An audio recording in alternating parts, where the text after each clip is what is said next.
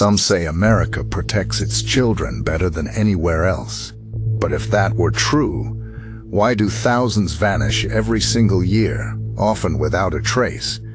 Others argue predators are rare, isolated monsters. The reality? Predators are not rare. They live in neighborhoods, smile at neighbors, and wait for opportunity. March 10, 2002, in Houston, Texas, a 13-year-old girl walked a few steps for a newspaper and never returned. This is the story of Laura Janeth Ayala, a case that forces us to question everything we think we know about safety. My name is Detective Daniel, and welcome to my channel. Before we begin, I'd love to know your name and where you're watching from. Drop it in the comments below. And if you haven't already, kindly hit the subscribe button and join us as we uncover the stories that still demand answers. Some people believe only children from broken homes or troubled families go missing.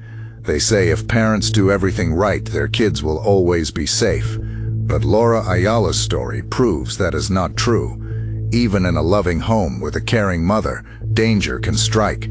Laura was 13 years old, just stepping into her teenage years.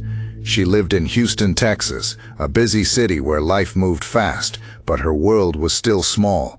She was in middle school, with homework to finish, projects to complete, and friends to laugh with. She loved the simple joys of being young, music, laughter, little secrets with classmates. She had dreams, though like many 13-year-olds, they were still forming. To her mother, she was everything. Laura was the joy in her home, the child who could light up a room with her smile. To her teachers, she was a bright student with a future worth investing in. To her friends, she was simply one of them, someone who walked home after school, someone to share snacks and jokes with. And this is where the truth cuts deep.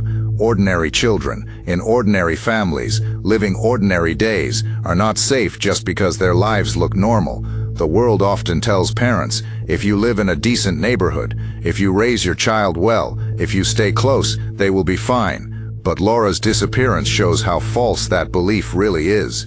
She was not reckless, she was not troubled, she was not a runaway. She was a normal, innocent girl, doing something every family might allow, walking a few steps outside her home to buy a newspaper. And that is why this story hurts so much, because if it could happen to Laura, it could happen to anyone's child. And if danger is that close, then how safe are any of our children really? It was Sunday night, March 10, 2002, a quiet evening in Houston, Texas.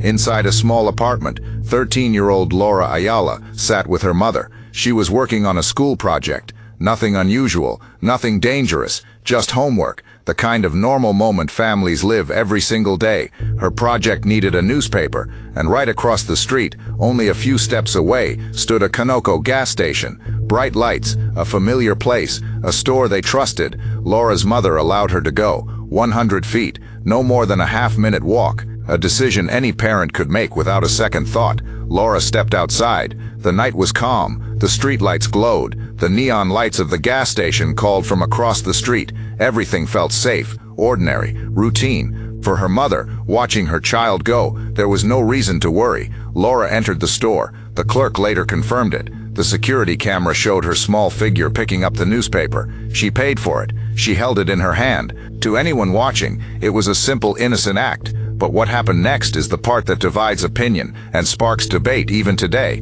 because Laura never came back. She walked out of the store and vanished in less than 100 feet. Some people argue, if the store was so close, how could something like this happen? Others insist, this proves children should never walk alone, not even across the street. But whichever side of the debate you stand on, the truth remains the same. Laura left the store, but she never reached her door. Her shoes and the newspaper would later be found scattered near the parking lot, silent witnesses to those final moments. But Laura herself was gone. That night shattered a belief held by many families. The belief that short distances are safe, that predators only hide far away, that if you can see the destination from your window, nothing bad will happen. But Laura Ayala's walk to the store proves otherwise, because in those few ordinary steps, her life was stolen and her family's world was broken forever. It was only 100 feet, but it became an unreturnable journey. At first, Laura's mother thought it was just a delay, a few extra minutes at the store. Maybe she had stopped to talk with a neighbor, but as the clock ticked, fear began to grow. 5 minutes turned into 10, 10 turned into 15. And the short walk across the street began to feel like a lifetime. She stepped outside, looking toward the gas station. No sign of Laura. She called out her name, her voice echoing into the night. Nothing. The streets that had always felt familiar now looked dark and threatening. Neighbors soon joined the search. They checked behind buildings, in parking lots, along sidewalks. The fear was spreading, from one mother's heart to the entire community. Everyone asked the same question: where is Laura? The police were called. Officers arrived, lights flashing, radios buzzing. They searched the area around the store, and then came the first clue: Laura's shoes and the newspaper she had just bought, left scattered near the parking lot. Silent evidence that something had gone terribly wrong. As word spread, panic gripped the neighborhood. Parents held their own children tighter. Mothers refused to let their kids step outside alone. Within hours, missing posters were printed, volunteers organized, and local news reporters stood on the very street Laura had walked, telling viewers that a 13-year-old girl had vanished in plain sight. What began as one mother's growing fear had now become a community's nightmare. The kind of nightmare that reminds us, when a child goes missing, the whole world feels it. The first evidence came quickly, and it was heartbreaking. In the parking lot near the gas station, searchers found Laura's shoes, small, innocent, left behind. Next to them lay the newspaper she had just bought, still folded, never carried home. These were not just objects, they were silent witnesses, proof that Laura had walked out of the store, proof that she had made it part of the way back, and proof that something happened in those last few steps. She never made it home. Her last steps ended here. Investigators began to piece the moment together. A young girl holding a newspaper, walking across a parking lot, then suddenly gone. Many believe someone was watching her that night, waiting for the right second to strike, someone close enough, fast enough, to snatch her without leaving a sound. To outsiders, shoes and a newspaper may seem small, but in missing person cases, small clues are everything. They tell us where the trail stopped. They remind us that a child really was there, living, breathing, moving before vanishing into the shadows. And for Laura's family, those tiny pieces of evidence cut the deepest, because they showed how close she had come to safety. Her home was only steps away, but her journey ended in a parking lot, under the glow of store lights that should have promised safety, not tragedy. In the early 2000s, Houston's East End was facing a shadow that few wanted to talk about. Violent crime was on the rise, women and young girls were vanishing, and families were left with questions that never seemed to find answers. It was a time when fear lived quietly in neighborhoods, even as people tried to convince themselves that life was normal. Not long after Laura disappeared, police uncovered a trail of brutality in the very same area. 2 men, later convicted of multiple murders, were revealed to have been operating in Houston. They weren't strangers from far away. They weren't the monsters people imagine lurking in dark alleys. They lived among ordinary families. They shopped at the same stores. They drove the same streets. Investigators soon suspected a connection between these men and Laura's case. They began asking the hard questions. Could her disappearance be tied to the same wave of killings? Was Laura another victim in a chain of violence that had spread through Houston's East End? This is the part of the story that unsettles so many, because predators are not always easy to spot. They do not always look dangerous. They hide in plain sight. They smile. They work jobs. They blend into the fabric of everyday life. And while the community saw neighbors, police saw something far darker for Laura's family. And for the people of Houston, this raised a chilling possibility that her disappearance was not random at all, but part of a bigger pattern of predators preying on the innocent right outside their front doors. Before we continue, let me pause for a moment. Stories like Laura's are never easy to hear, and I know for many parents and grandparents watching, they strike a very deep fear. Because every time a child goes missing, the same thought crosses our minds: could this happen in my family? The truth is, most families never imagine danger is this close. We tell ourselves, my neighborhood is safe, my child knows better. Things like this don't happen here. But Laura's disappearance proves otherwise. It happened in plain sight, only a few steps from home, in a place everyone thought was safe. That is why I created a guide I believe every family should have. It is called Predator Next Door: How Teens Are Lured, Taken, and What You Can Do to Stay Safe. In this guide, I break down the hidden tactics predators use, the little tricks, the simple lies, the false sense of trust they build. Most people never see it until it is too late, but this guide doesn't just tell you the problem. It gives you practical steps, easy things you can do, conversations you can have with your children and grandchildren, ways to recognize when something feels wrong. It is not complicated, it is not technical, it is written in plain language, so every parent, every grandmother, every guardian can understand and act on it. Because if there is one lesson Laura's story teaches us, it is this: predators don't always wait in the shadows. Sometimes they live right next door, and being prepared can make the difference between safety and tragedy. The link to Predator Next Door is in the description below. I encourage you to get your copy, not tomorrow, not someday, but today. Because awareness is protection, and protection is the one gift every child deserves. A year after Laura vanished, investigators found something that changed the case forever. In 2003, during a search connected to other violent crimes in Houston's East End, police came across a vehicle that belonged to a suspect.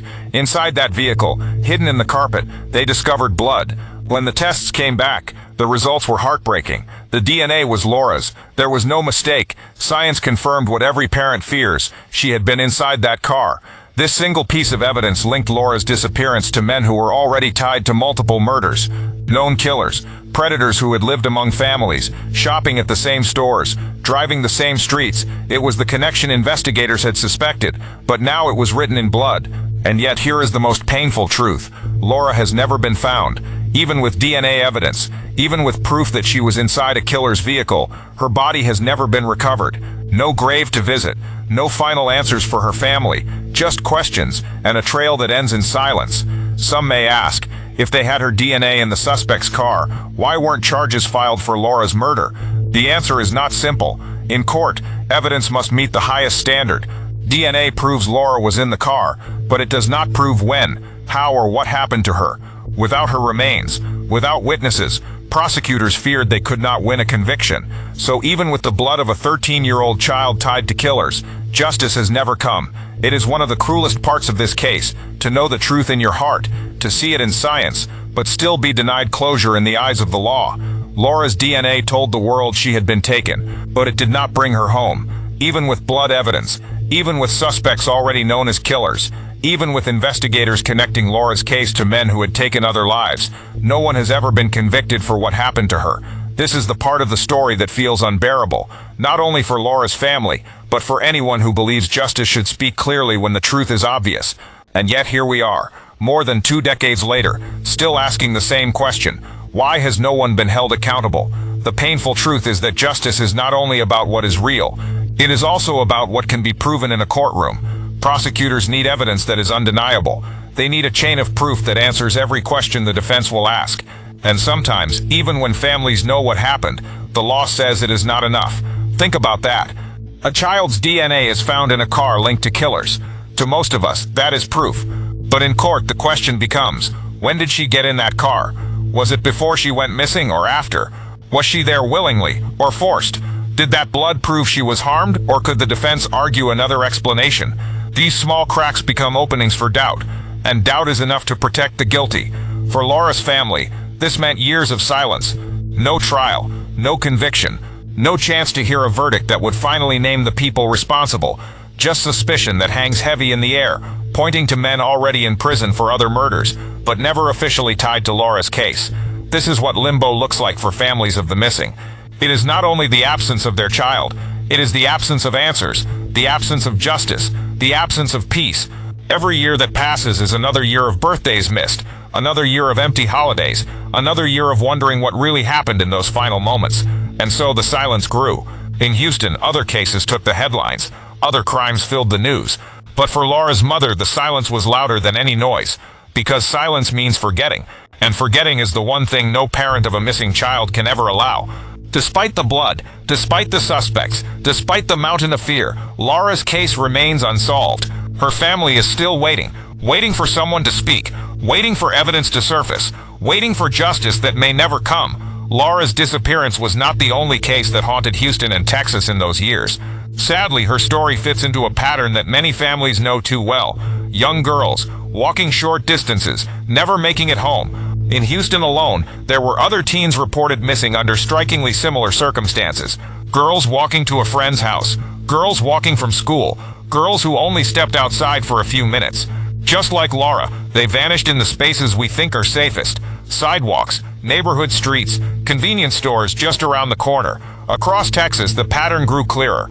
Time and again, predators chose the same kind of moment. A short walk, a familiar place, a time when adults believed there was no real danger. These predators do not chase their victims through dark alleys. They wait in plain sight. They watch. They learn routines. And then they strike when a child is alone for just a few seconds. For parents and grandparents listening right now, this is not just history. It is a warning. We all want to believe that short distances are safe, that good neighborhoods protect us, that our children are safer today than in the past.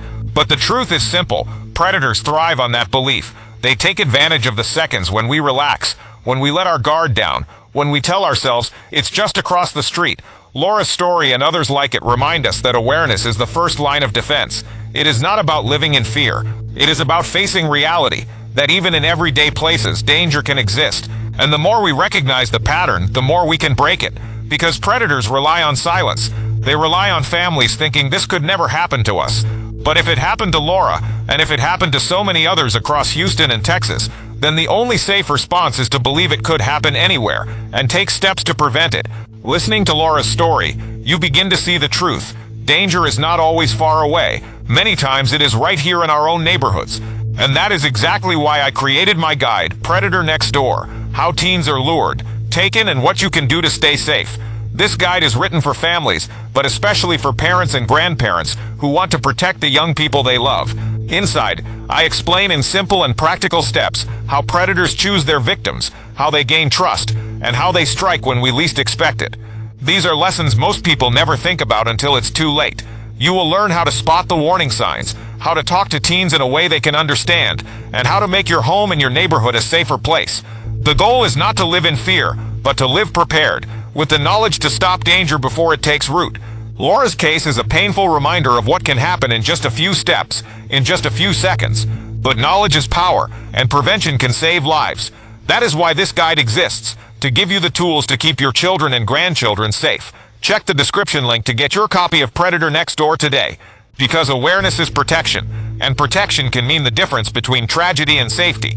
For Laura's family, the days after her disappearance turned into weeks, the weeks into months, and the months into years. Time passed, but the pain never softened.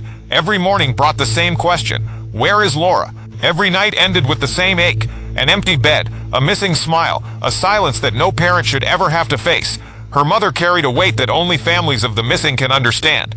There were moments of hope when tips came in, moments of despair when they led to nothing, and endless nights of wondering what her daughter had endured. For many, life moved forward. New jobs, new seasons, new stories in the headlines. But for Laura's family, life froze on March 10th, 2002. The community tried to share that burden. Vigils were held with candles flickering in the dark, each flame symbolizing both grief and hope. Neighbors stood together, praying, holding signs with Laura's face, refusing to let her memory fade. Strangers joined in, moved by the thought of a 13-year-old girl taken just steps from her home. But as years rolled on, the community learned a hard truth. A missing child leaves a scar, not only on one family, but on everyone who loved, prayed, and searched. Children grew up hearing her name. Parents used her story as a warning. And every time someone walked past that same gas station, they were reminded of what happened and what was lost. For families of the missing, closure is a word that often feels cruel. How can there be closure without answers, without justice, without being able to lay a child to rest? Laura's mother, like so many others, was left to live in limbo, holding on to memories of her daughter's laughter, her energy, her dreams, while living with the heavy silence of not knowing. And this is something we must never forget. When a child goes missing, it is not just a headline. It is not just a date on the calendar. It is a wound that stays open, year after year, generation after generation. The posters may fade, the news crews may move on, but for the families, the story never ends. Laura's story continues in the heart of her mother. It continues in the prayers of her community. It continues every time her name is spoken. And it continues here tonight, as we remember her, not as a case file, but as a daughter, a friend, and a child who deserved to grow up safe. Laura's story is not only a tragedy, it is a lesson written in pain, one that every parent and grandparent must take to heart. Because the truth is, danger does not always look distant. It does not always hide in dark alleys or abandoned buildings. Sometimes danger lives next door. Sometimes it passes you in the grocery store. Sometimes it smiles politely while waiting in line. Too many people hold on to the comforting belief that predators only strike in other places, in unsafe neighborhoods, in faraway towns, in communities unlike their own. But Laura Ayala vanished just 100 feet from her home. She was not in a dangerous part of town. She was not walking for miles alone. She was simply crossing a parking lot, in full view of lights and cars. If danger could reach her, it can reach anyone. So what do we learn from this? The first lesson is simple but often ignored. Never assume safety just because danger feels far away. Predators count on that assumption. They wait for the moment when a parent thinks, it's just across the street, nothing will happen. That is when they strike. The second lesson is about preparation. Children and teens must be taught simple, practical safety steps, not with fear but with clarity. Teach them to walk with awareness. Teach them to notice when someone is following too closely. Teach them to say no when something feels wrong. And most importantly, teach them to speak up when they feel unsafe, because silence is a predator's greatest weapon. The third lesson is recognizing the warning signs families often ignore. Many predators test boundaries long before they act. They might offer rides, gifts, or favors. They might watch children at a distance, showing up in the same places again and again. They might try to build trust with parents, pretending to be helpful, friendly, harmless. These are not coincidences. These are tactics, and every family should learn to see them for what they are. For those of you listening, mothers, fathers, grandparents between the ages of 45 and 79, this is especially important. Many of you grew up in a different time. A time when children walked freely, when neighborhoods felt safer, when parents trusted the world around them a little more. But the world has changed. Predators have adapted. They use technology, they use charm, they use patience, and they wait for the moment a family lets its guard down. This does not mean you should live in fear.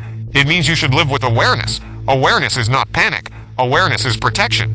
It is the quiet knowledge that while the world holds danger, it also gives us the power to stop it when we see it. Laura's disappearance teaches us that even in the most ordinary places, a store, a street, a short walk across a parking lot, tragedy can unfold. But her story also gives us a chance to prepare, to protect, and to prevent. So as you hear this, ask yourself, are you watching closely enough? Are you teaching the young ones in your life the steps they need to stay safe? Are you paying attention to the small signs that something is wrong? Because predators may live next door. But families who are alert, united, and prepared can make sure their doors never open to them.